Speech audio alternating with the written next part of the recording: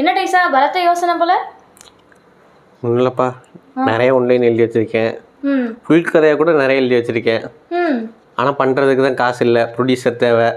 ஒரு short film எடுக்கணும் கூட ஒரு 10-15 தேவைப்படுது. அதான் ஒரே ஒரு கவலையாக இருக்குது.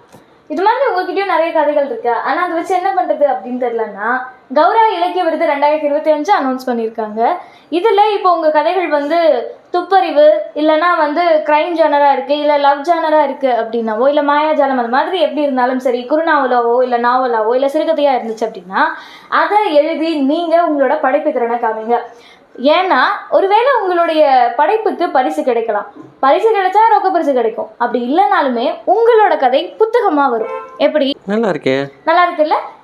உங்களுக்கு இது நல்லா இருக்கு அப்படின்னு தோணுச்சுன்னா மறக்காம உங்களோட படைப்புகளை இப்போ ஸ்க்ரீனில் தெரியுற இந்த கியூஆரை ஸ்கேன் பண்ணி அதில் இருக்கக்கூடிய ரூல்ஸ் அண்ட் ரெகுலேஷன்ஸை படிச்சுட்டு சப்மிட் பண்ணுங்க.